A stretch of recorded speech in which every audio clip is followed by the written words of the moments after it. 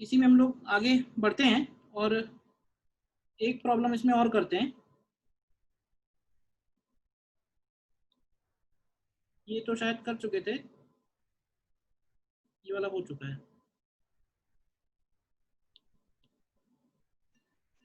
Capacitor circuit में बस दो बातों का ध्यान रखना है कि कैपेसिटर इनिशियली सारे के सारे अनचार्ज हैं या फिर कहीं बीच में कोई चार्ज भी है। ठीक है ना, बस उस सिचुएशन को थोड़ा हमें ध्यान रखना होगा।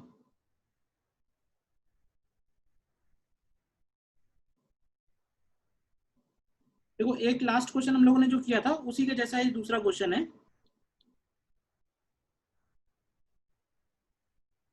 ठीक है ना, देखो इसको ट्राई करो पहले।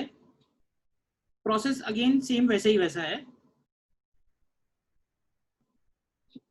इनिशियली जो है वो स्विच ओपन है, इनिशियली स्विच ओपन है तो C1 C2 के ऊपर बैटरीज के हिसाब से कुछ चार्जेस होंगे और बाद में स्विच क्लोज करेंगे तो चार्जेस फिर से चेंज होंगे।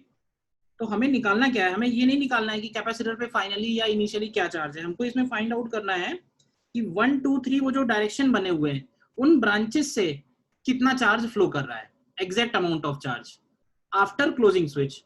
तो अगेन मैं कहूंगा कि आफ्टर क्लोजिंग स्विच वाले क्वेश्चन जितने भी होंगे तो उसमें हमें दो बार सॉल्व करना है। बिल्कुल ऐसे समझो, एक बार तुम्हें स्विच ओपन करके सारे कैपेसिटर्स पे चार्ज निकाल लेना है और एक बार स्विच क्लोज करके सारे कैपेसिटर्स पे चार्ज निकाल लेना है। फिर दोनों सिचुएशंस को कंपेयर करेंगे कि हम एक डायग्राम से दूसरे डायग्राम में जब जाएंगे तो 1 2 3 पॉइंट्स पे क्या चार्जेस फ्लो करेंगे। तो देखो इसको ट्राई करो। स्विच ओपन में, स्विच अगर ओपन है तो देखो ध्यान से, दोनों बैटरीज जो है वो एक तरह से सीरीज में है। चेक करो तो यहाँ से हम लोग ई इक्विवेलेंट लिखना चाहें तो उसको 120 वोल्ट्स लिख सकते हैं। और ये जो दोनों कैपेसिटर हैं 2 microfarad and 3 microfarad, they are also in series, so equivalent capacitance will be 6/5 microfarad. ठीक है, तो व्हेन जब ये सर्किट पास्ट में कनेक्ट किया गया होगा, स्विच क्लोज नहीं है स्विच ओपन है, तो उस वक्त जो चार्ज फ्लो हुआ होगा वो चार्ज फ्लो हुआ होगा C इक्विवेलेंट इंटू ई इक्विवेलेंट। तो देख लो कितना आएगा, तो 120 इंटू 6/5 हो जाएगा। तो देख लो कितना बनेगा, ये हो जाएगा 144 माइक्रोकूलम।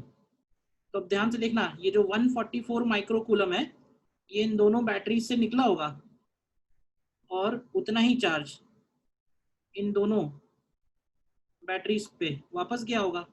तो इस पे इधर +144, इस पे इधर -144, इस पे इधर +144 और इस पे इधर -144। इतना काम कर लिया ना सभी ने, बोलिए। यस। ठीक, अब देखना, अब अगर हम स्विच क्लोज करते हैं, स्विच अगर हम क्लोज करते हैं, देखो स्विच क्लोज कर देते हैं पहले तो।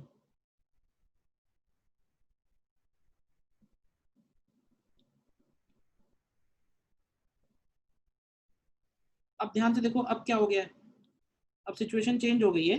अब देखो तो ध्यान से, तो 60 वोल्ट 60 वोल्ट। अब ये जो C1 है यानी कि 2 माइक्रोफैरेड, तुम देखो तो 2 माइक्रोफैरेड के अक्रॉस पूरा का पूरा 60 वोल्ट है और इसी तरह से 3 माइक्रोफैरेड के अक्रॉस भी पूरा का पूरा 60 वोल्ट है। मतलब कि दोनों के अक्रॉस अलग अलग 60 वोल्ट मेंटेन होगा। पहले क्या था, पहले 120 वोल्ट दोनों के सीरीज कॉम्बिनेशन के अक्रॉस था, तो दोनों के अक्रॉस 60 नहीं रहा होगा क्योंकि उनके कैपेसिटेंसेस अलग अलग हैं।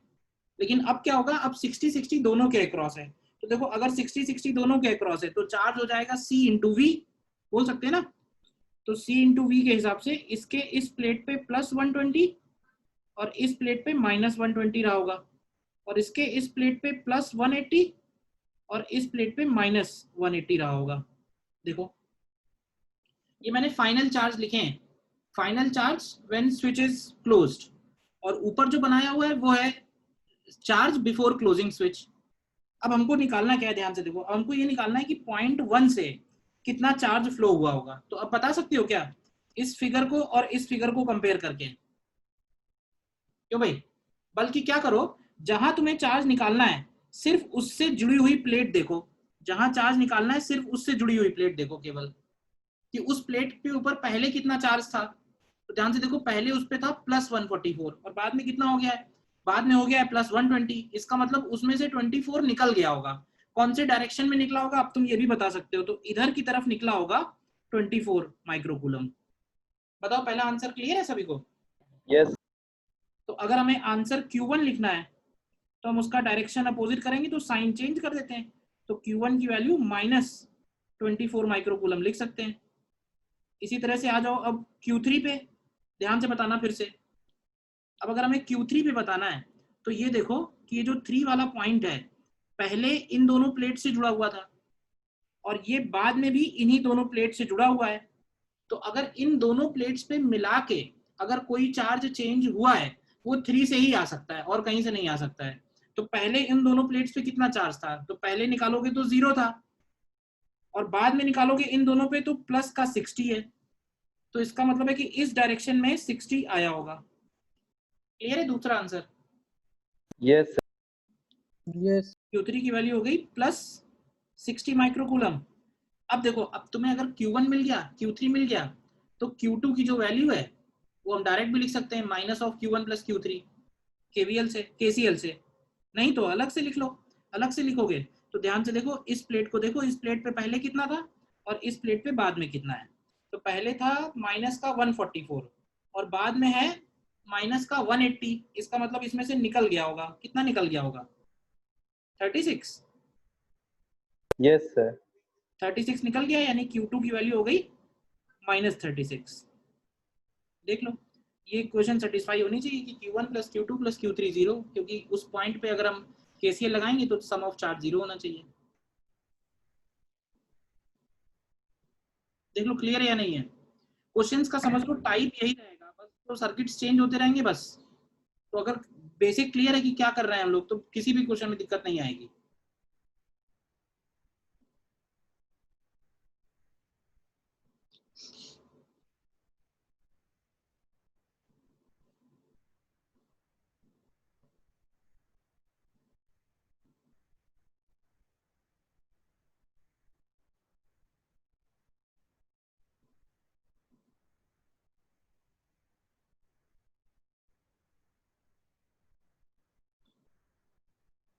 ठीक है, अच्छा सर्किट्स हमको थोड़े से और भी करने होंगे, बट एक पॉइंट और स्टडी कर लेते हैं, तो उस पॉइंट को भी इन्वॉल्व करते हुए सॉल्व करेंगे, और वो है एनर्जी। तो नेक्स्ट एक हेडिंग डालते हैं, energy stored in a capacitor। Energy stored in a capacitor, या इसको हम लोग बोल सकते हैं पोटेंशियल एनर्जी ऑफ कैपेसिटर। देखो कैपेसिटर और रेजिस्टेंस में फर्क है, और फर्क यही है कि रेजिस्टेंस में जब चार्ज क्रॉस होता है, रेजिस्टेंस को जब कोई चार्ज क्रॉस करता है तो वो चार्ज हायर पोटेंशियल से लोअर पोटेंशियल जाता है और वो अपनी एनर्जी लूज करता है। एनर्जी कहाँ लूज होती है? एनर्जी लूज होती है इलेक्ट्रॉन्स के थर्मल कोलिजन्स में इनसाइड द कंडक्टर, और वो एनर्जी एक तरह से परमानेंट एनर्जी लॉस होती है और वो बैटरी प्रोवाइड करती है। लेकिन कैपेसिटर में क्या होगा, कैपेसिटर में जब चार्ज हायर पोटेंशियल से लोअर पोटेंशियल जाएगा तो चार्ज अपनी एनर्जी जरूर लूज कर रहा है, लेकिन वो एनर्जी लॉस नहीं हो रही है, अल्टीमेटली वो कैपेसिटर में स्टोर हो जा रही है। तो वही हम लोग निकालने वाले हैं, कितनी एनर्जी स्टोर हो रही है। तो सपोज ये बैटरी ई है, ठीक है। अभी एक काम करते हैं कि इसको ये पहले ओपन कर देते हैं स्विच, क्योंकि होगा क्या, अगर हम स्विच क्लोज कर देंगे तो स्विच क्लोज करते ही वो कैपेसिटर चार्ज हो जाएगा विद इन नो टाइम, और इसका कैपेसिटेंस सपोज सी है, ठीक है। अब अगर कोई पूछे कैपेसिटर को चार्ज होने में कितना टाइम लगेगा, तो देखो बिल्कुल भी टाइम नहीं लगेगा। तुमने इधर स्विच क्लोज किया और इधर ये चार्ज इसके ऊपर अपीयर हो जाएगा, कितना चार्ज अपीयर हो जाएगा, तो इस प्लेट पे आ जाएगा प्लस सीई और इस प्लेट पे आ जाएगा माइनस सीई। ठीक है, लेकिन है क्या, ये जो प्लस सीई का चार्ज आ रहा है ये आ तो बहुत तेजी से रहा है, मतलब पलक झपकते ही आ जा रहा है, बट ऐसे समझो कि हम अगर उस टाइम को थोड़ा सा स्लो मोशन में स्टडी करें, क्यों, मतलब ऐसा कोई कैमरा है जो एक्सट्रीमली स्लो मोशन में रिकॉर्ड कर रहा है, तो हमको क्या होगा कि हमको धीरे धीरे चार्ज जाता हुआ नजर आएगा। तो उस कंडीशन में देखना कि late switch is closed at t equal to 0, consider situation at t equal to t when capacitor is still charging। समझना ध्यान से, तो इस स्विच को क्लोज किया हमने t इक्वल टू 0 पे, और t इक्वल टू t तक हम ऐसे एज्यूम कर लेते हैं कि कितना चार्ज इसमें से जा चुका है।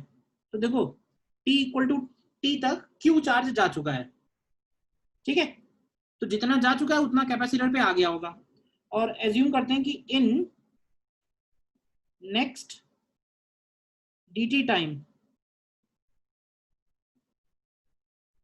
dq charge flows through the circuit।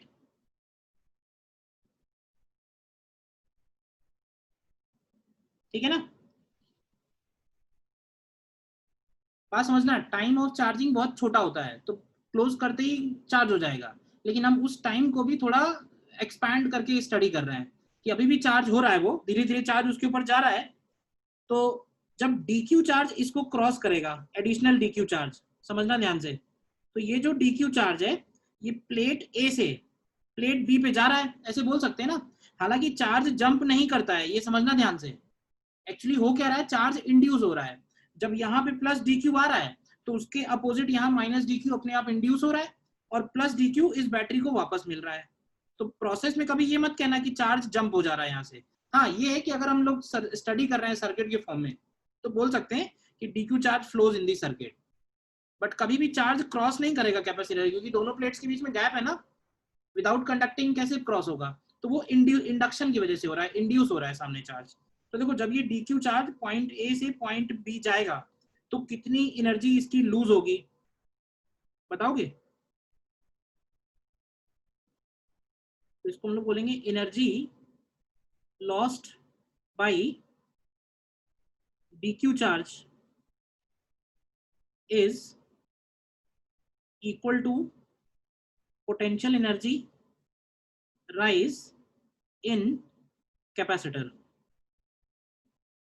DQ ने जितना लॉस किया कैपेसिटर में उतना स्टोर हुआ है, तो DQ ने कितना लॉस किया है, तो DQ ने लॉस किया है DQ into VA minus VB।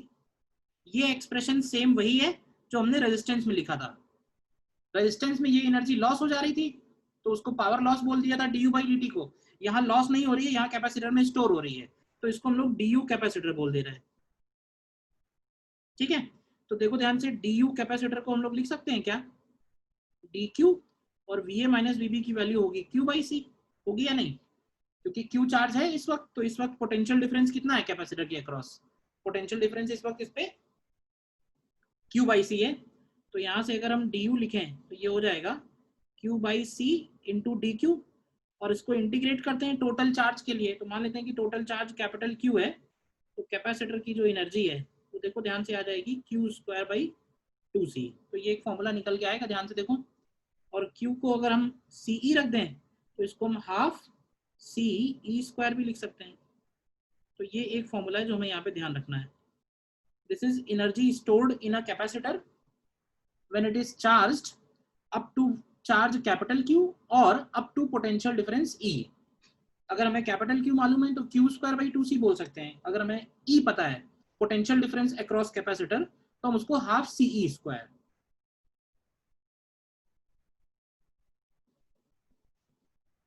बताओ, यहां तक कोई डाउट है तो? ये लाइन बस थोड़ी सी है कॉन्सेप्चुअल जो क्लियर होनी चाहिए, ठीक है ना। बाकी ये जो एनालिसिस की है ये तो हमने इसलिए की है क्योंकि कैपेसिटर को चार्ज होने में टाइम कुछ भी नहीं लगेगा, तो वो जो निग्लिजिबल टाइम है उसको हमने एक्सपैंड किया है टू स्टडी, ठीक है।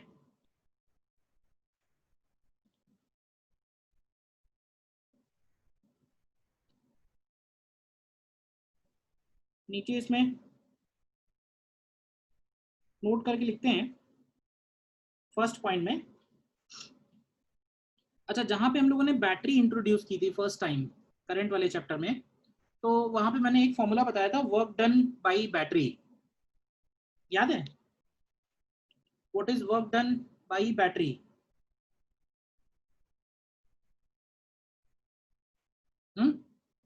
या करंट में तो तुमने यूज किया ही ना, पावर डिलीवर्ड बाय बैटरी। तो पावर डिलीवर्ड बाय बैटरी को लिखा हम लोगों ने E into I, where I is the current, current in the circuit या current delivered by the battery, तो वो हो गया पावर। तो पावर में अगर हम dt मल्टीप्लाई करेंगे तो बन जाएगी एनर्जी, तो अगर तुम I में dt मल्टीप्लाई करोगे तो dq आ जाएगा। तो वो फॉर्मूला निकल के यहीं से आया था, वर्क डन बाय बैटरी। तो इसको हम लोग लिखेंगे W battery and work done by battery in general, ये एक्सप्रेशन है। Work done by battery is charge delivered by battery, charge delivered by battery into its EMF. यही सेम फॉर्मूला वहां पे निकाला था हम लोगों ने, ठीक है। अब यहाँ पे तुम अगर ध्यान से देखो तो इस केस में, इन दिस केस Q की वैल्यू जो है वो CE के इक्वल है, तो जो वर्क डन बाई बैटरी हो रहा है वो ध्यान से देखो तो हो रहा है CE स्क्वायर, जबकि कैपेसिटर में स्टोर कितना हो रहा है, तो कैपेसिटर में स्टोर हो रहा है हाफ CE स्क्वायर। तो तुम देखो ध्यान से, तो बैटरी का जो वर्क आ रहा है वो डबल आ रहा है और कैपेसिटर में जो स्टोर हो रहा है वो बैटरी वर्क का हाफ आ रहा है। तो जो बचा हुआ है वो कहाँ जा रहा है, तो उसको हम लोग बोलते हैं कि वो हीट में डिसिपेट हो रहा है, एंड हीट लॉस को हम लोग लिखते हैं work done by battery minus delta U capacitor. ये इक्वेशन कहाँ से लिखी है, तो ये इक्वेशन सिंपली एनर्जी कंजर्वेशन से लिखी है। बैटरी ने जितना काम किया उसका कुछ पार्ट कैपेसिटर की एनर्जी बढ़ाने में जाएगा और बचा हुआ पार्ट हीट लॉस में जाएगा। तो W battery is equal to delta U capacitor plus heat loss. तो हीट लॉस को लिख सकते हैं W battery minus delta U capacitor. इस इक्वेशन में तो कोई डाउट नहीं ना। तो इस केस में तुम देखो ध्यान से, तो हीट लॉस की जो वैल्यू है वो हाफ CE स्क्वायर के इक्वल आ रही है, यानी बैटरी ने जो वर्क किया है उसका हाफ हीट लॉस हो जा रहा है। बैटरी ने जो वर्क किया है उसका हाफ जो है वो हीट लॉस हो जा रहा है। कोई डाउट इसमें बताओ?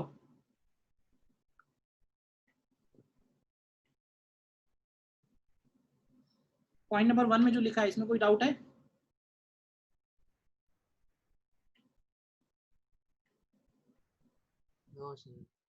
हम्म, कोई डाउट नहीं है तो मेरा एक डाउट बताओ। इस सर्किट में, ये जो ऊपर सर्किट है, इस सर्किट में तुमको रेजिस्टेंस दिख रहा है क्या? क्यों भाई? तो अगर रेजिस्टेंस नहीं है तो हीट लॉस कैसे हो रहा है?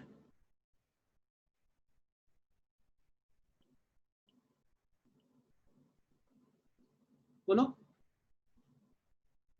इस सर्किट में रेजिस्टेंस नहीं दिख रहा है तो हीट लॉस कैसे हो रहा है? हो रहा है, ये तो कंफर्म है, तो मैंने लिखवा ही दिया पॉइंट नंबर 1 में।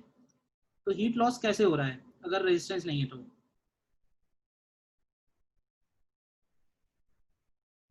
क्यों भाई?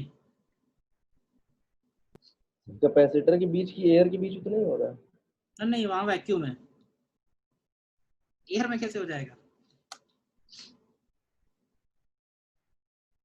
हम्म,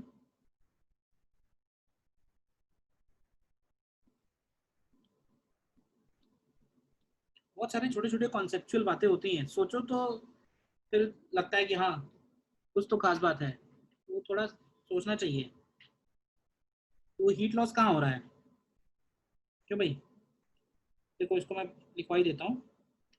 देखो होता क्या है, अभी जैसे मैंने स्टार्टिंग में ही बोला, मैंने स्टार्टिंग में बात बोली कि हम जैसे ही ये स्विच क्लोज करते हैं ये कैपेसिटर तुरंत चार्ज हो जाएगा। यानी इस कैपेसिटर पे जो चार्ज की वैल्यू है C इंटू ई, अगर कोई पूछे ये चार्ज आने में टाइम कितना लगा, तो वो टाइम हो सकता है कि वो माइक्रो सेकेंड का टाइम हो, ठीक है ना, या और भी उससे छोटा। इसको चार्ज होने में बिल्कुल भी टाइम नहीं लग रहा है। तो हो क्या रहा है समझना, अगर चार्ज होने में बिल्कुल टाइम नहीं लग रहा है तो इसका मतलब है कि जब हमने स्विच क्लोज किया होगा तो करंट को हम लोग लिखते हैं Q/T, और इस केस में क्या हो रहा है, इस केस में T टेंडिंग टू 0 है या नहीं है? Charge flow upon time taken, तो इस केस में टाइम टेकन टेंडिंग टू 0 है। तो ऐसी सिचुएशन में जो करंट होगी वो टेंडिंग टू इंफिनिटी बनेगी, ठीक है। लेकिन ये जो वायर है, वायर में तो हम लोग कभी रेजिस्टेंस लेते नहीं है, क्योंकि वायर का रेजिस्टेंस होता है 0। रेजिस्टेंस का रेजिस्टेंस लेते हैं, वायर का तो 0 ही ले लेते हैं ना। लेकिन इस पर्टिकुलर केस में क्या हो रहा है, क्योंकि करंट इंफिनिटी हो रही है, तो R0 मतलब टेंडिंग टू 0 होने के बावजूद भी I²R की जो वैल्यू है वो फाइनाइट आ जाएगी। I²R विल बी फाइनाइट, ठीक है ना। नॉर्मली अभी तक हम लोगों ने वायर्स में कोई भी हीट लॉस नहीं लिया। क्यों नहीं लिया था? क्योंकि वायर्स का R टेंडिंग टू 0 है, तो I²R की वैल्यू भी टेंडिंग टू 0 हो जाएगी।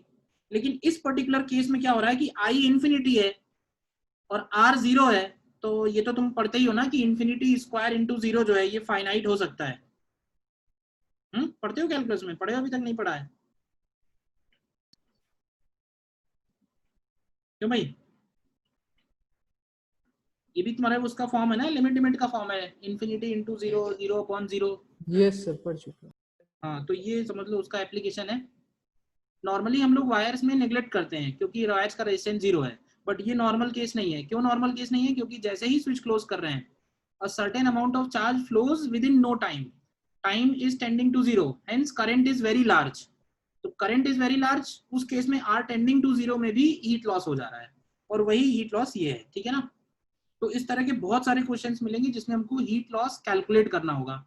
तो वो हीट लॉस कैलकुलेट करने के लिए हमको करंट या रेजिस्टेंस वो सब नहीं करना है, हमको इसी इक्वेशन का यूज करना है। और इस इक्वेशन को यूज करने के लिए हमें दो चीजें चाहिए होंगी, work done by battery and delta U capacitor, ठीक है ना। तो इसमें बस ये लिख देना कि this heat loss occurs in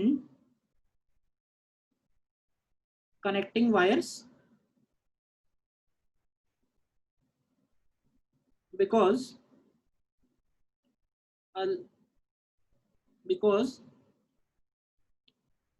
a finite amount of charge flows within a very small time interval।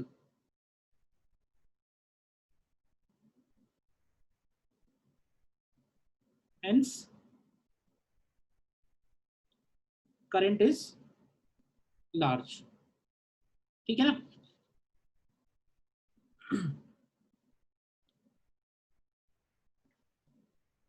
Next इसके बाद एक थर्ड पॉइंट हम लोग पढ़ेंगे जो हम लोगों ने इलेक्ट्रोस्टैटिक्स में छोड़ रखा था कि उसको कैपेसिटर में ज़्यादा अच्छी तरह से समझ में आएगा।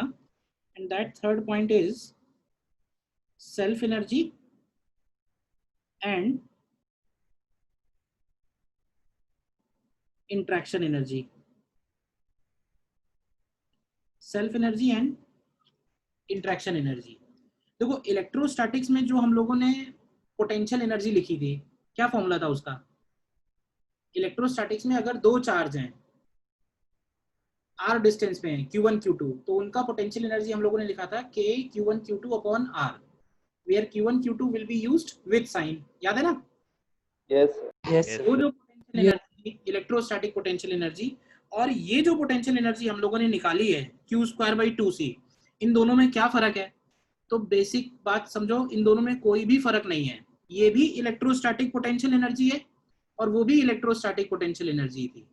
अगर डिस्क्रीट चार्जेस रखे हुए हैं, अलग अलग रखे हुए हैं, small q1, small q2, q3, तो हम q1 q2 अपॉन r से कैलकुलेट कर सकते हैं। बट ऐसे समझो कि किसी कंडक्टर के ऊपर, कि कोई कंडक्टर है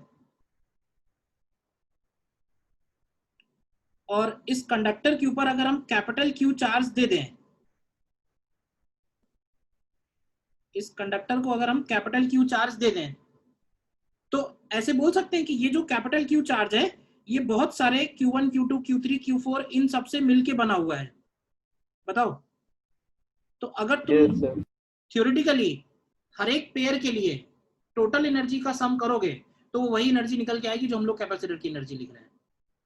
तो होता क्या है कि जो कंटिन्यूअस चार्जेस होते हैं, अगर डिस्क्रीट चार्जेस हैं, Q1 है, Q2 है, तो इसके लिए हम लोग वो वाला फॉर्मूला यूज करते हैं, K Q1 Q2 upon R वाला। पोटेंशियल एनर्जी वो भी है। और अगर कंटिन्यूअस है तो कंटिन्यूअस के लिए हम लोग जो वर्ड यूज करते हैं वो है सेल्फ एनर्जी। एनर्जी लेकिन सेम ही है, एनर्जी कोई अलग नहीं है, दोनों ही एनर्जी इलेक्ट्रोस्टैटिक पोटेंशियल एनर्जी है। सेल्फ एनर्जी वर्ड हम यूज कर रहे हैं only for continuous charge distribution. Continuous charge distribution हमें मिलेगा कंडक्टर्स के केस में। यहाँ भी मतलब कंटिन्यूअस चार्ज डिस्ट्रीब्यूशन होगा, लाइन के ऊपर, कंडक्टर के ऊपर, रिंग के ऊपर, हर जगह। ठीक है, तो बेसिक डिफरेंस तो दोनों में कोई भी नहीं है। ठीक है, तो आगे इसमें ये बात लिख देना कि electrostatic energy of continuous charge system is termed as self energy. Electrostatic energy of continuous charge system is termed as self energy. और जैसे अगर दो चार्जेस हैं, Q1 है, Q2 है, इनके बीच में डिस्टेंस R है, तो इनकी जो एनर्जी हम लोग लिखते हैं which is K Q1 Q2 upon R, इसको हम लोग बोलते हैं, this is called interaction energy.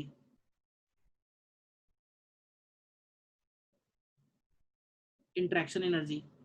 But ये जो सेल्फ एनर्जी है, ये सेल्फ एनर्जी भी इंटरेक्शन एनर्जी को सम करके ही बनी है। इस सेल्फ एनर्जी में भी अगर हम बहुत सारे चार्ज पार्टिकल ले लें तो उन सारे चार्जेस के लिए अगर हम लोग K Q1 Q2 upon R लगा के ऐड करेंगे तो ये सम करने के बाद जो बनेगी वो सेल्फ एनर्जी बन जाएगी। तो बेसिक एक्सप्रेशन तो वही है जो हम लोगों ने सबसे पहले पढ़ा था। हाँ, ये है कि अब कंडक्टर के केस में उनको हम डिवाइड कर देते हैं सेल्फ एनर्जी और इंटरेक्शन एनर्जी के नाम से। ठीक है, अब इसमें देखते हैं कि निकालेंगे कैसे। तो इसको निकालने के कई सारे मेथड हैं। तो सबसे पहला मेथड हम लोग यूज करते हैं, सबसे पहला मेथड यूज करते हैं जो हम लोगों ने नॉर्मल इलेक्ट्रोस्टैटिक्स में पढ़ रखा है। मैंने कहा ना कि हर एक पेयर के लिए एनर्जी का सम करते जाओ तो टोटल एनर्जी जो आएगी that becomes self energy, that becomes electrostatic potential energy of capacitor. तो पहले हम वही मेथड लगाते हैं।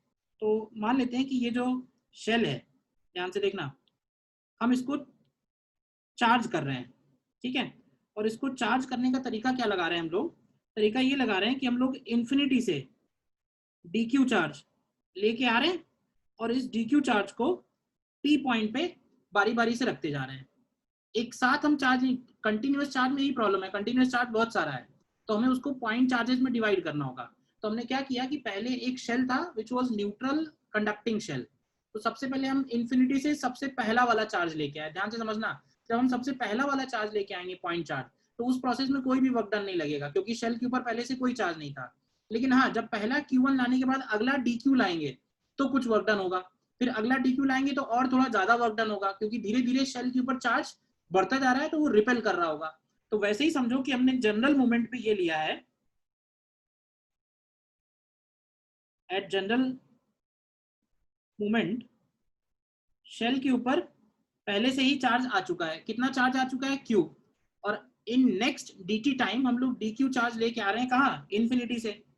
तो dq चार्ज लाने में जो वर्क डन लगेगा यानी dw एक्सटर्नल, उसको हम लोग ये बोल सकते हैं dq into vp minus v infinity. ये इलेक्ट्रोस्टैटिक्स वाला ही फॉर्मूला है।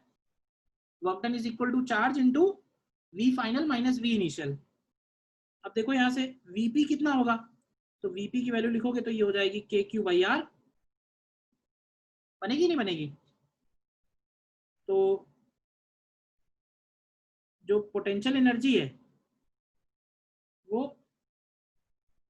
Work done by external agent के इक्वल बनेगी। तो ये हो जाएगा k q dq upon r। तो अगर हमें टोटल एनर्जी चाहिए उसी को हम लोग सेल्फ एनर्जी बोल रहे हैं, तो इसको इंटीग्रेट कर देंगे। तो k अपॉन r इंटीग्रेशन के बाहर ले लो, अंदर आ जाएगा q dq। तो देखो यहाँ से क्या आ जाएगा, ये आ जाएगा k q square upon 2r, जिसको हम लोग q square upon 8 pi epsilon not r भी बोल सकते हैं। तो ये एक फॉर्मूला है जो हमें ध्यान रखना है। This is self energy of a charge conducting shell. इसको इंटीग्रेट कर रहे हैं, सॉरी कैपिटल क्यू था तो कैपिटल क्यू लिख दो, 0 से कैपिटल क्यू। तो ये बन जाएगा self energy of a charged conducting shell.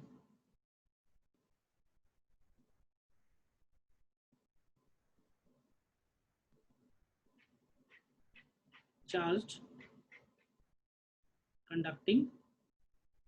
Conducting shell बोलो या कंडक्टिंग स्फीयर बोलो, क्योंकि चार्ज देंगे तो वो सारा का सारा चार्ज उसकी सरफेस पे ही रहेगा।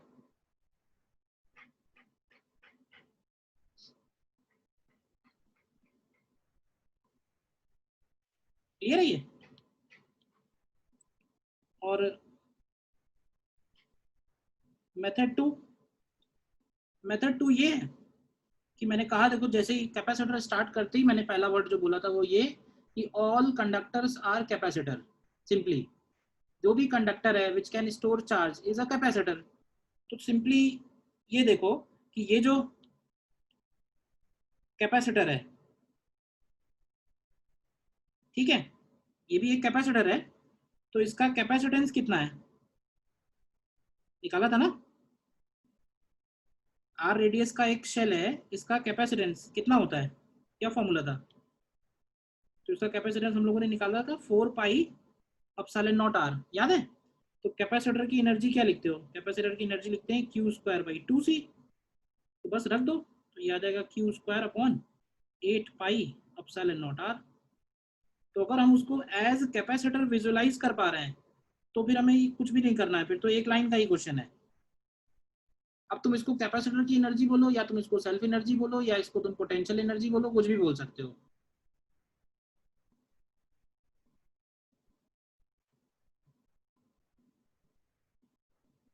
क्लियर है?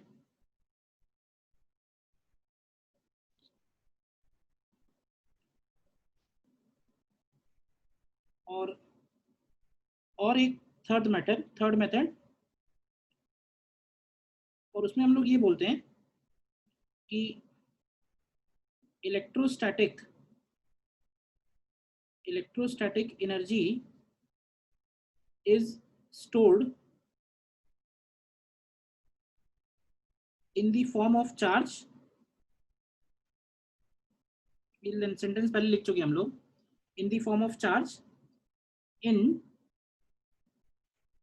Electric field of the conductor. मतलब स्टोर तो चार्ज के फॉर्म में है, लेकिन स्टोर कहाँ है अगर पूछा जाएगा तो it is stored in electric field. ठीक, अब जैसे देखो पैरेलल प्लेट कैपेसिटर का जो एग्जांपल है,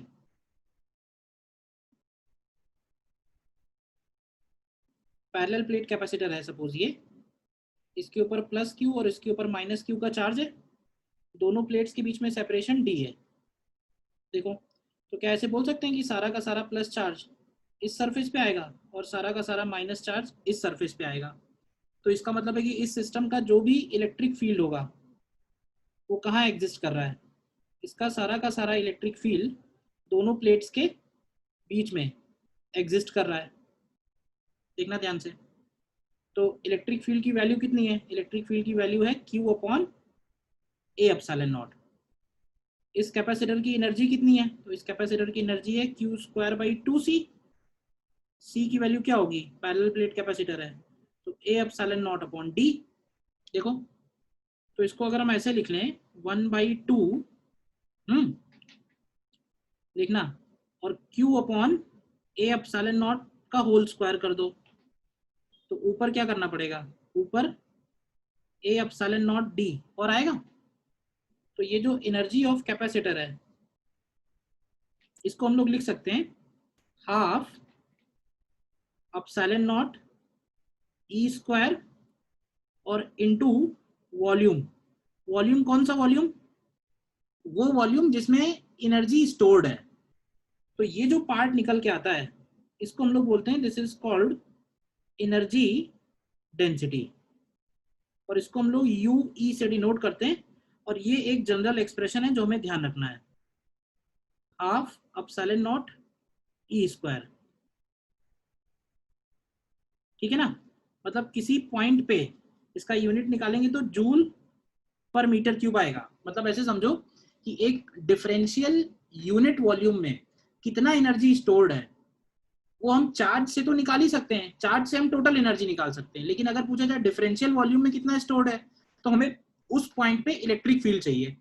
तो अगर उस पॉइंट पे इलेक्ट्रिक फील्ड मालूम है, तो हम इस एक्सप्रेशन से एनर्जी डेंसिटी निकाल सकते हैं, और उस डिफरेंशियल वॉल्यूम का मल्टीप्लाई करेंगे तो भी हम एनर्जी निकाल पाएंगे। तो ये एक तरह से एनर्जी निकालने का थर्ड मेथड हो गया। तो ये एक्सप्रेशन हमें यहाँ पे ध्यान रखना है, एनर्जी डेंसिटी।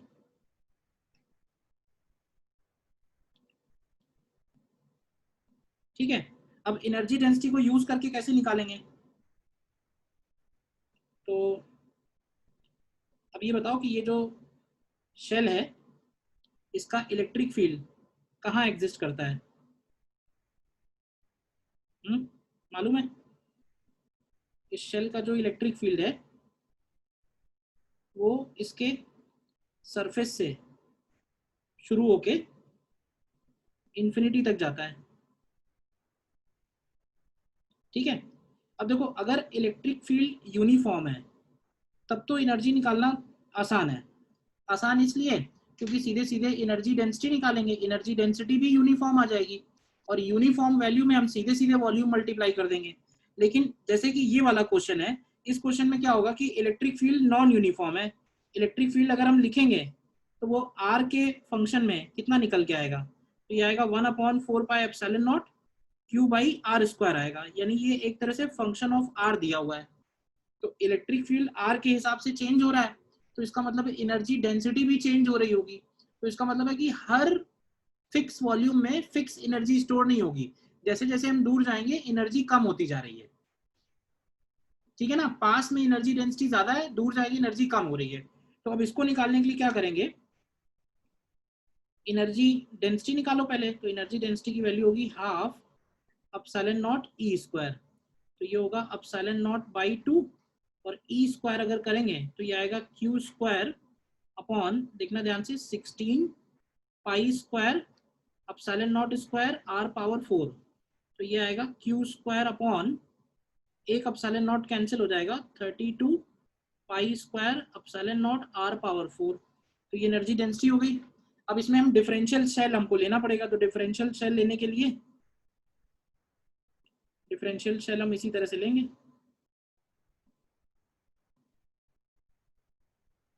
ठीक है, ये डिफरेंशियल शेल एज्यूम किया है R डिस्टेंस पे और dr वॉल्यूम का।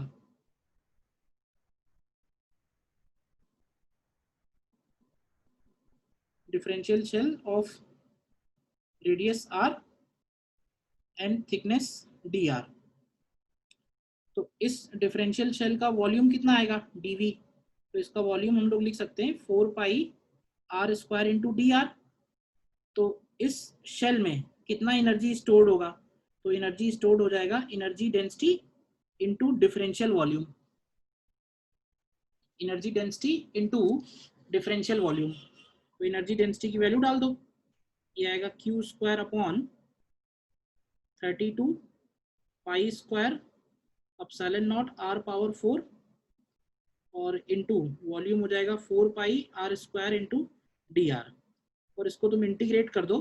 इंटीग्रेशन की लिमिट्स बताओ कि कहाँ से कहाँ लेनी चाहिए, एनर्जी कहाँ से लेके कहाँ तक स्टोर्ड है। एनर्जी इस शेल का यानी कि इलेक्ट्रिक फील्ड कहाँ से कहाँ तक एक्सटेंडेड है, तो इलेक्ट्रिक फील्ड इसका कैपिटल आर से लेके इन्फिनिटी तक स्टोर्ड है। तो इसको इंटीग्रेट भी हम कैपिटल आर से इन्फिनिटी तक करेंगे। तो ये जब इंटीग्रेट करोगे तो फिर से हमको वही एक्सप्रेशन मिल जाएगा, Q square upon 8 pi epsilon not R. तो सेल्फ एनर्जी निकालने का ये भी एक तरीका है।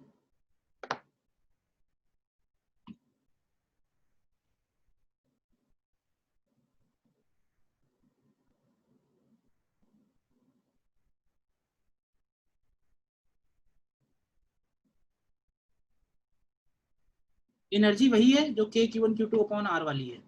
हाँ बस ये कि कंटिन्यूअस चार्ज है तो इस तरह के पॉइंट चार्जेस इनफाइनाइट बनेंगे, तो वो इनफाइनाइट पेयर्स का जो सम निकलेगा एनर्जी का वो यही आएगा। तो इसको कैपेसिटर की फॉर्म में तुम देखोगे, ऑब्वियसली कैपेसिटर की फॉर्म में निकालोगे तो सबसे आसान है, इसीलिए मैंने यहीं पे इस पार्ट के लिए छोड़ रखा था कि सब कुछ भी करने की जरूरत नहीं पड़ेगी।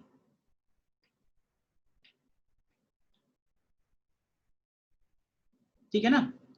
मोस्टली बुक्स वगैरह में कुछ भी उठाओगे सबने या तो एनर्जी डेंसिटी से सॉल्व कर रखा होता है या इस तरह से सॉल्व कर रखा होता है। कैपेसिटर की तरह कोई विजुलाइज करता ही नहीं, कैपेसिटर की तरह करोगे एक ही लाइन का है वो।